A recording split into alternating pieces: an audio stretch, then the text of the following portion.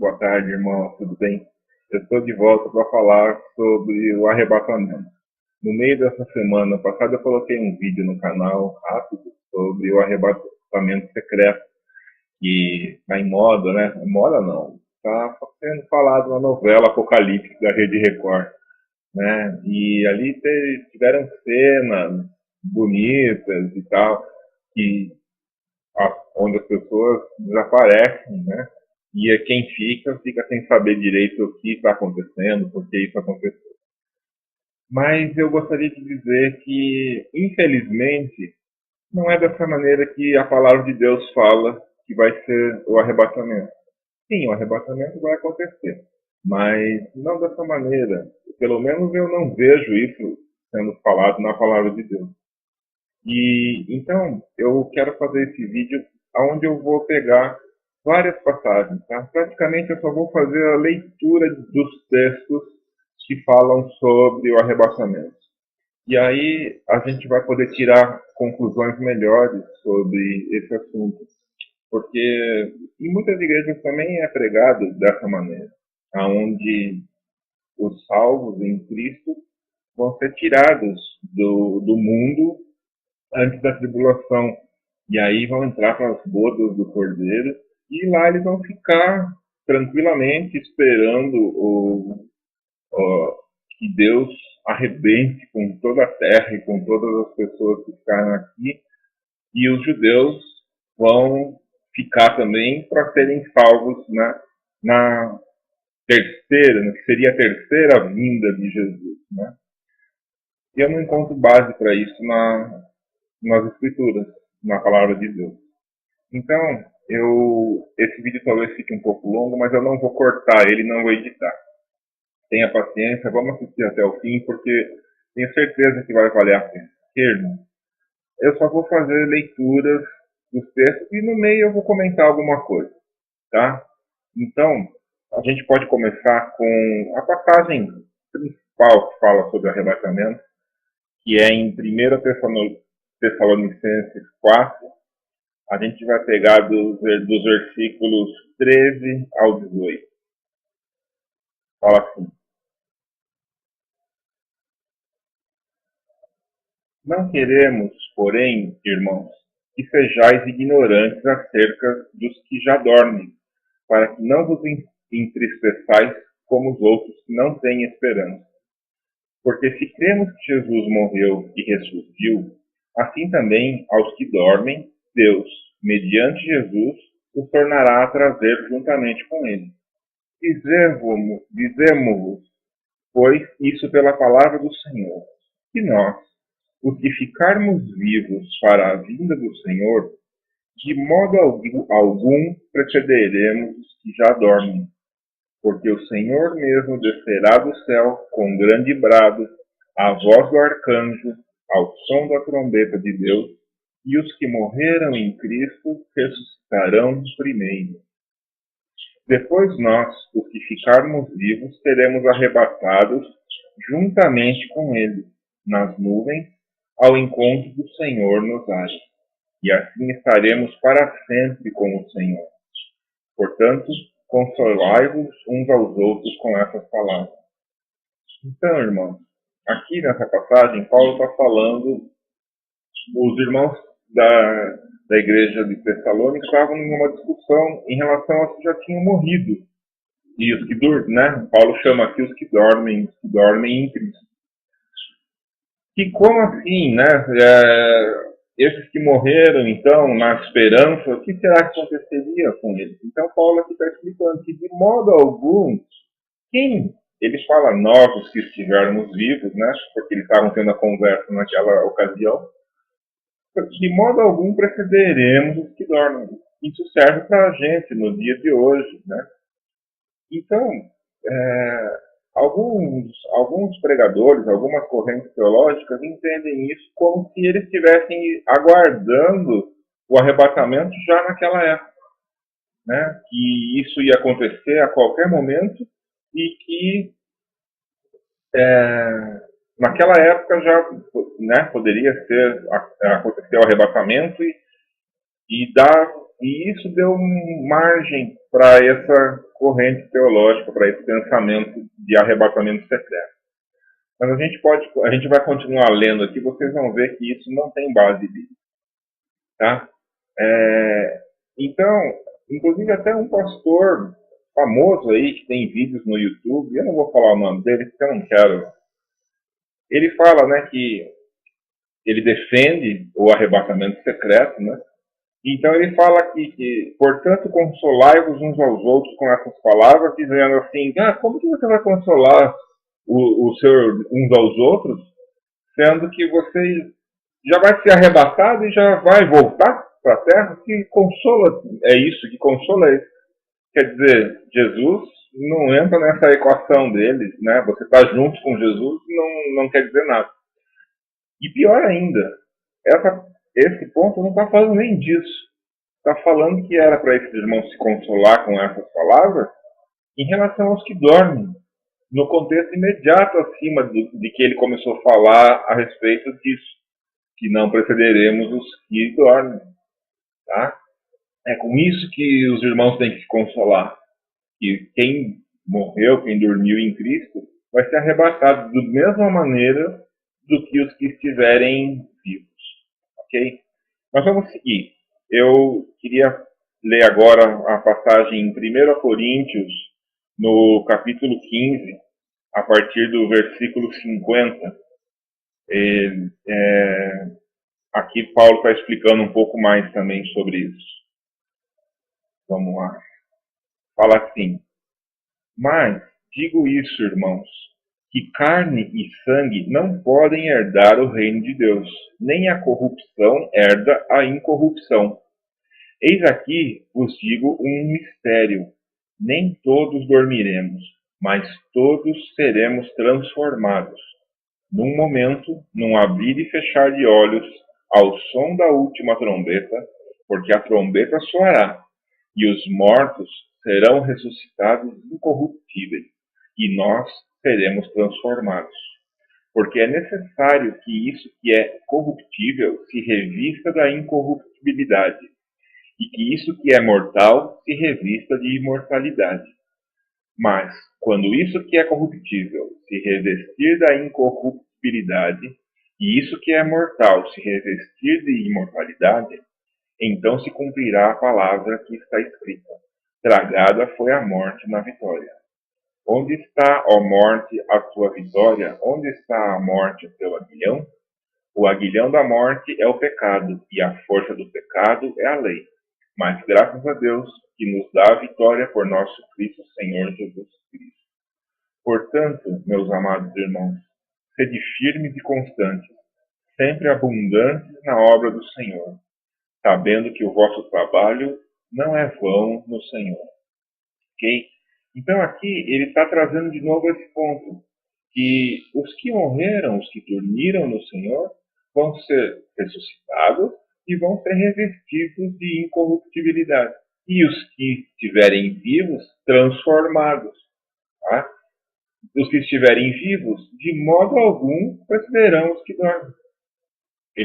Os que dormem serão revestidos de incorruptibilidade e os que estão vivos serão transformados, de forma que o corpo corruptível será revestido de incorruptibilidade. Ok? Vamos pegar outro texto aqui. 2 Tessalonicenses, no capítulo 1,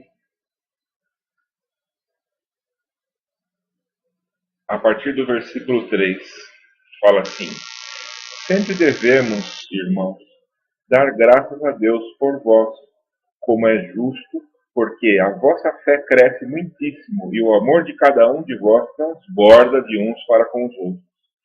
De maneira que nós mesmos nos gloriamos de vós nas igrejas de Deus, por causa da vossa constância e fé em todas as perseguições e aflições que suportais, o que é prova clara do justo juízo de Deus, para que sejais havidos por dignos do reino de Deus, pelo qual também padeceis.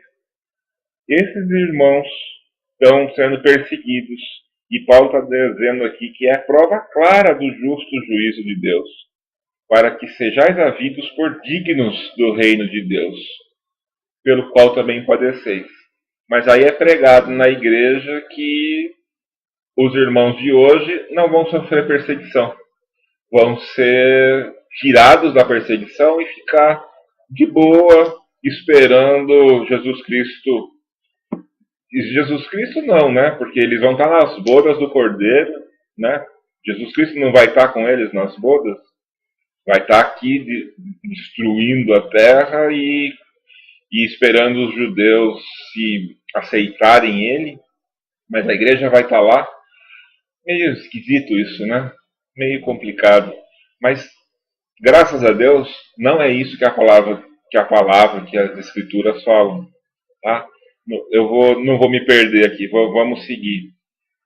Se de fato é justo diante de Deus que ele dê em paga a tribulação aos que vos atribulam, e a vós que sois atribulados, alívio, juntamente conosco, quando do céu se manifestar o Senhor Jesus com os anjos do seu poder em chamas de fogo, e tomar vingança dos que não conhecem a Deus e dos que não obedecem ao Evangelho do nosso Senhor Jesus Cristo, os quais sofrerão como castigo a perdição eterna, banidos da face do Senhor e da glória do seu poder, quando naquele dia ele vier, para ser glorificado nos seus santos e para ser admirado em todos os que tiverem crido, porquanto o nosso testemunho foi crido entre vós. Ok? Então, esses irmãos que sofreram perseguição, que vão ser atribulados, vão receber a redenção na vinda do Senhor Jesus. Okay? Quando ele vier com os seus anjos, tá? E quando ele se manifestar na glória do seu poder. Ok? A glória do seu poder não vai ser secretamente. Jesus não vem 7 anos antes e tira os irmãos e depois, 7 anos depois, vem de novo. Tire isso da sua cabeça, meu irmão. Vamos seguir aqui. 2 Tessalonicenses, no capítulo 2, a partir do versículo 1, fala assim: Ora, quanto à vinda de nosso Senhor Jesus Cristo e a nossa reunião com Ele, rogamo-vos, irmãos, que não vos movais facilmente do vosso modo de pensar, nem vos perturbeis, quer por espírito, quer por palavra, quer por epístola, como enviada de nós. Tá? Paulo está falando para não se mover do pensamento, nem que a epístola viesse deles mesmos. Olha só. Como se o dia do Senhor já estivesse perto. Então, isso aqui mostra que Paulo sabia que o dia do Senhor e, consequentemente, o arrebatamento na palavra de Deus fala que vai ser no dia do Senhor. Ok? Como se já estivesse perto. Então, Paulo sabia, ele não estava esperando isso a qualquer momento, secretamente. Ninguém de modo algum vos engane. Falando é engano, se você pensar diferente disso. Porque isso não sucederá sem que venha primeiro a apostasia e seja revelado o homem do pecado, o filho da perdição, o anticristo. Graças a Deus, nós temos o Apocalipse. E temos Daniel também, e dá para enxergar isso lá também. O anticristo, ele é revelado no meio da última semana. Ele vai perseguir os santos, ele vai gerar a abominação desoladora, a abominação que causa desolação em Jerusalém, no santuário. Ok? Então, não vai acontecer. De modo algum vos engane. Ninguém, de modo algum vos engane. Que isso o quê? Encontro, né, lá no versículo 1 fala, a vinda de nosso Senhor Jesus Cristo e a nossa reunião com Ele.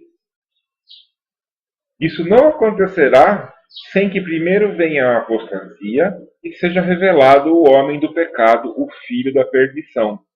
aquele que se opõe e se levanta contra tudo que se chama Deus ou é objeto de adoração, de sorte que se assenta no santuário de Deus, apresentando-se como Deus.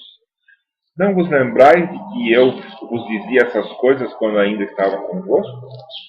E agora vós sabeis o que o detém, para que a seu próprio tempo seja revelado. Se vós sabeis o que o detém, aqui tem muita especulação a respeito disso. Algumas pessoas falam que é a imagem, que é escrito em Daniel, que estava faltando tempo ainda. Na minha opinião, depois eu vou fazer um estudo sobre Daniel também. Quem está detendo aqui a iniquidade é aquela batalha que acontece em Daniel 10. Miguel e Gabriel e os anjos estão batalhando contra Satanás ali. Tá? E é isso que está detendo o dragão, a serpente, Satanás, para que a seu próprio tempo seja revelado. Pois o mistério da iniquidade já opera.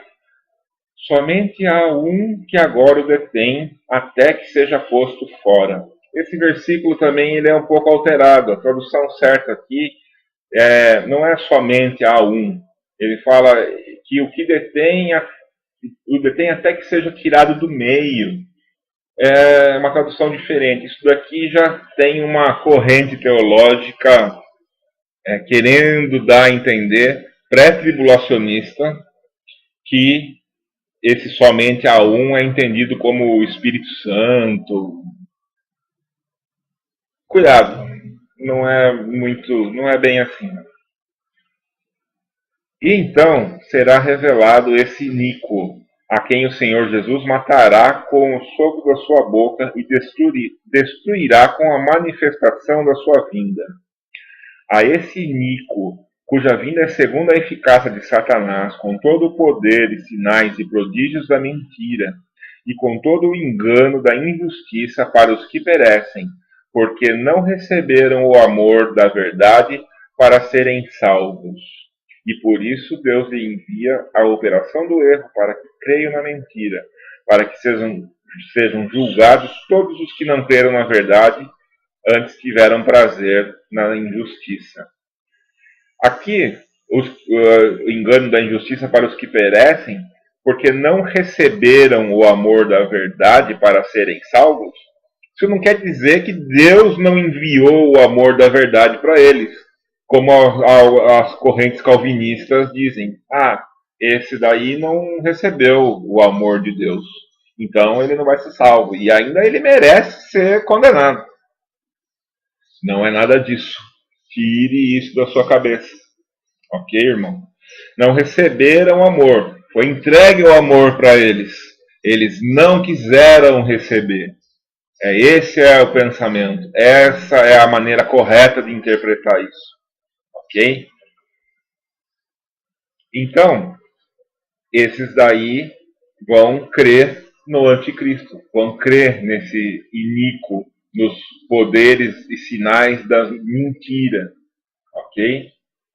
Mas no meio disso também vai ter gente crendo na verdade. Tá? Então, Paulo está advertindo aqui que não nos movais facilmente desse pensamento. Que o anticristo, que o iníquo, vai ser revelado antes. E vai ser morto na manifestação da vinda do Senhor. Tá? Então, ninguém vai escapar disso bonitinho, ficar lá de boa olhando, não. Tá? Tire isso da sua cabeça. Prepare-se, vigie, para que isso não pegue você de surpresa. Mas a gente vai continuar falando aqui.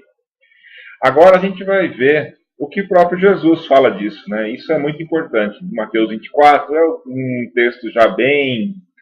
Mas não tem como você falar de arrebatamento e da vinda de Jesus e não citar esse texto. Então, Mateus 24, eu vou ler ele praticamente inteiro. Tá? Deixa eu chegar aqui. Mateus 24. Vamos começar do versículo 3 lá, para economizar um pouquinho. E estando ele sentado no Monte das Oliveiras, Jesus, é claro, Chegaram-se a ele os seus discípulos em particular, dizendo: Declara-nos quando serão essas coisas e que sinal haverá da tua vinda e do fim do mundo. Respondeu-lhes Jesus: Acautelai-vos que ninguém vos engane, porque muitos virão em meu nome dizendo: Eu sou o Cristo, e a muitos enganarão. E ouvireis falar de guerras e rumores de guerra. Olhai, não vos perturbeis, porque forçoso é que assim aconteça, mas ainda não é o fim. Porquanto se levantará nação contra nação e reino contra reino, e haverá fomes, terremotos em vários lugares.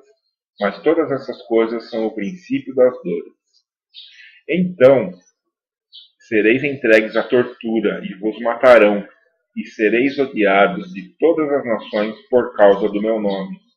Olha só Jesus falando que a gente, né, que os que creem nele vão ser entregues à tortura e vão matar essas pessoas. As pessoas vão ser odiadas de todas as nações por causa do nome de Jesus. Nesse tempo, muitos hão de se escandalizar e trair-se uns aos outros, e mutuamente se odiarão. Igualmente, hão de surgir muitos falsos profetas e enganarão a muitos. E por se multiplicar a iniquidade, o amor de muitos esfriará. Mas quem perseverar até o fim será salvo. Estou dando uma ênfase aqui, tá? Até o fim. Que fim é esse? Até o fim será salvo. E esse evangelho do reino será pregado no mundo inteiro, em testemunho a todas as nações, e então virá o fim.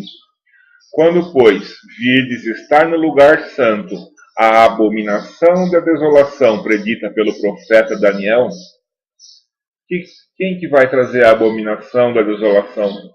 O anticristo, o iníquo, o filho da perdição. Tá? Quem lê, entenda. Quem lê, né? Olha que legal, Jesus já sabia que a gente ia estar lendo isso daqui. Não era para aquelas pessoas que estavam ali com ele naquele momento. Quem lê, ele já sabia que isso ia ser muito tempo no futuro. Então os que estiverem na Judéia, fujam para os montes. Quem estiver no eirado, não desça para tirar as coisas de sua casa. E quem estiver no campo, não volte atrás para apanhar a sua capa. Ai das que estiverem grávidas e das que amamentarem naqueles dias.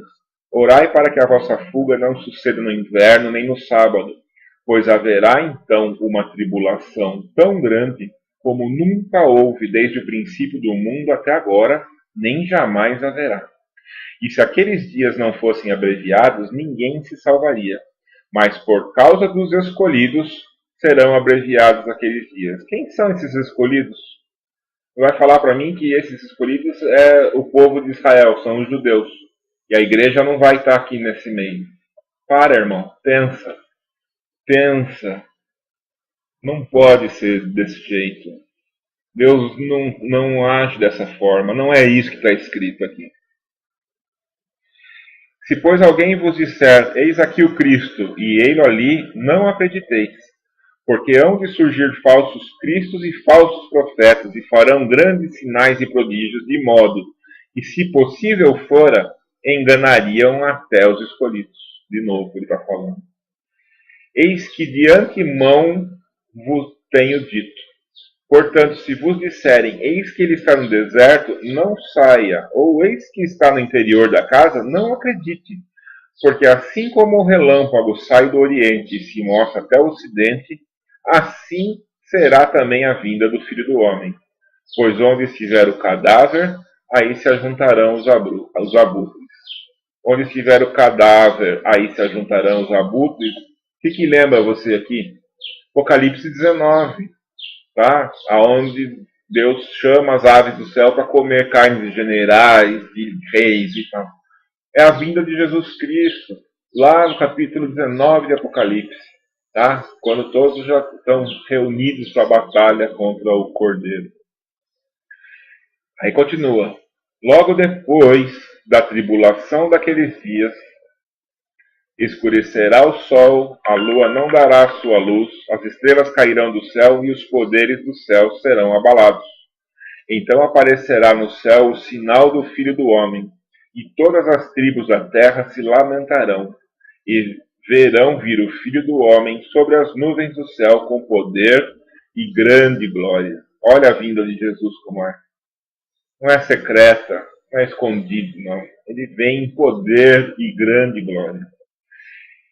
E ele enviará os seus anjos com grande clamor de trombeta, os quais lhe ajuntarão os escolhidos, desde os quatro ventos de uma a outra extremidade dos céus. Isso daqui não é um arrebatamento? Clamor de trombeta, na última trombeta, na vinda de Jesus. Aí a gente vai somando os textos.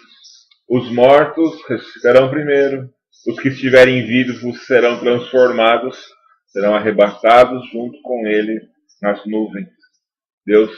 Jesus está vindo com poder e grande glória.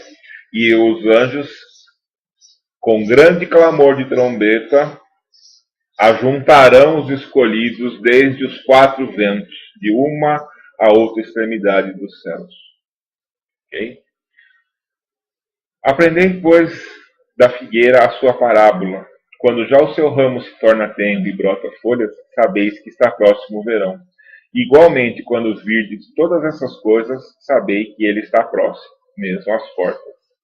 Em verdade vos digo que não passará essa geração sem que todas essas coisas se cumpram. Passará o céu e a terra, mas minhas palavras jamais passarão. Olha agora mais importante. Daquele dia e hora, porém, ninguém sabe, nem os anjos do céu, nem o Filho, senão só o Pai. Pois como foi dito nos dias de Noé, assim será também a vinda do Filho do Homem. Porquanto, assim como nos dias anteriores ao dilúvio, comiam, bebiam, casavam-se, davam-se em casamento, até o dia em que Noé entrou na arca, e não o perceberam até que veio o dilúvio e os levou a todos, assim também será a vinda do Filho do Homem.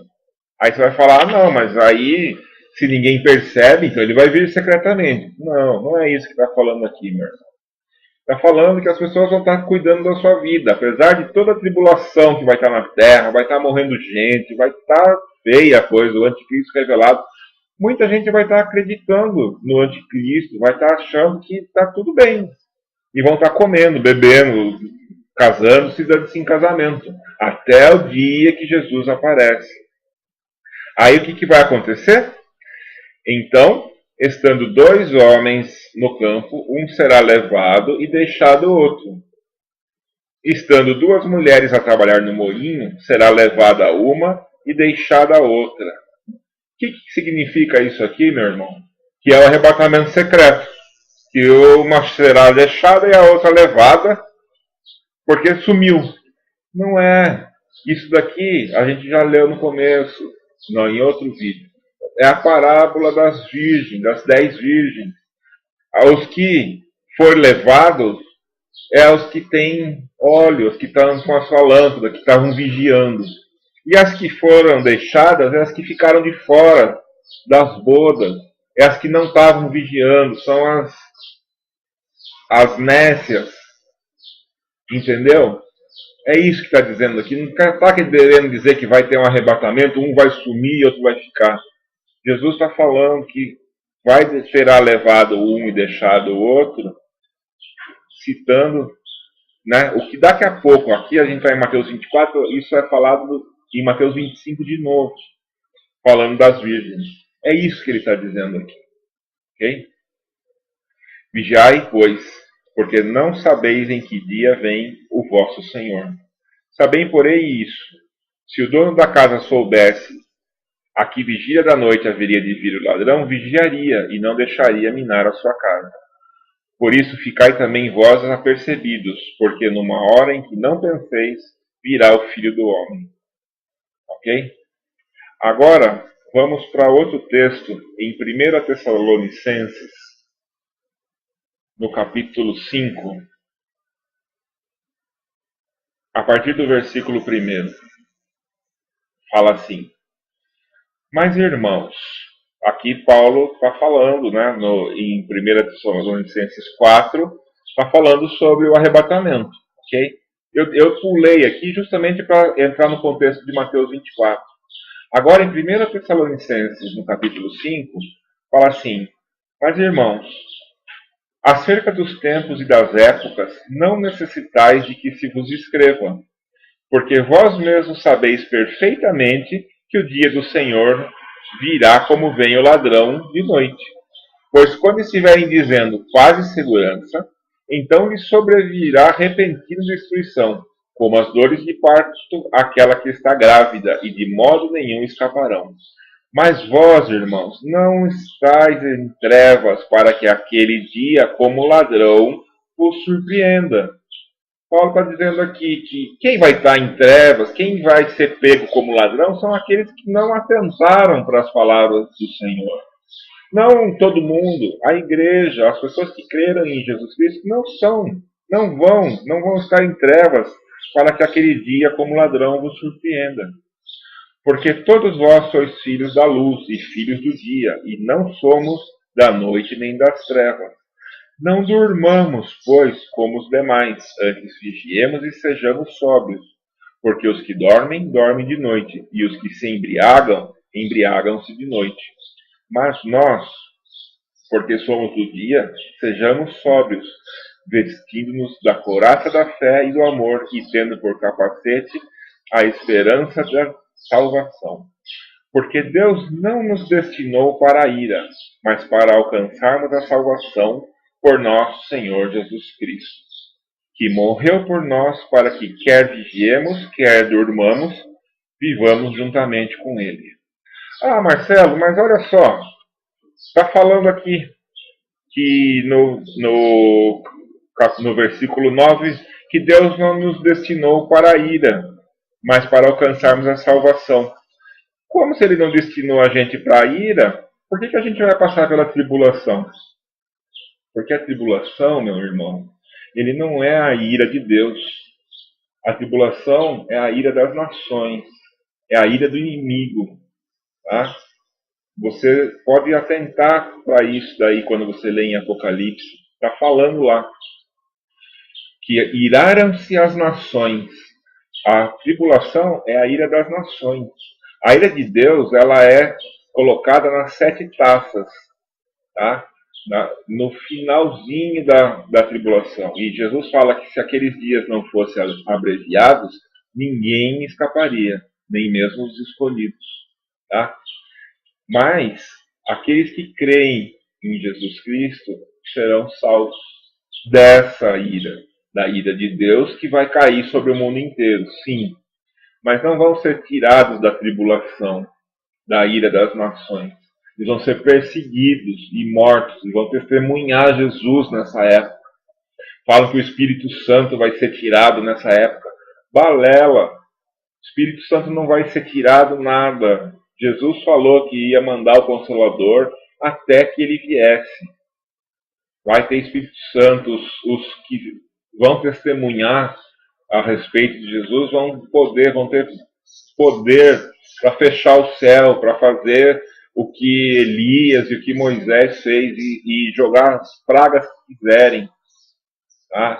Tudo isso dentro dessa tribulação. Aí você vai falar, ah, não, mas são as duas testemunhas. Quem são as duas testemunhas, meu irmão? Você sabe quem são? Depois a gente vai fazer um estudo sobre isso também. Ok? Mas entenda, esse negócio de arrebatamento secreto, de que os cristãos, os que creem em Jesus, vão ser retirados antes para não sofrer, para não passar por essa tribulação, isso daí não vai de encontro com a palavra de Deus. Todos os irmãos cristãos que sofreram ao longo dos séculos, que foram perseguidos por crer em Jesus Cristo, não seria justiça de Deus que os que creem agora simplesmente sejam tirados. Eles vão passar assim, vão ser salvos, vão ser ajudados, vão ser salvos por Deus, mas não vão ser tirados disso daí, vão ser mortos, vão ser perseguidos. Ok? Consolai-vos uns aos outros com essas palavras. Eu sei que, mas que consolação é essa? A gente vai ser perseguido. A gente vai ser perseguido. Mas a consolação não está na perseguição. A consolação está na salvação. Jesus Cristo nos salva. Ele é o nosso Salvador. Amém? Glória a Deus, irmãos. Fiquem com Deus e até o próximo vídeo.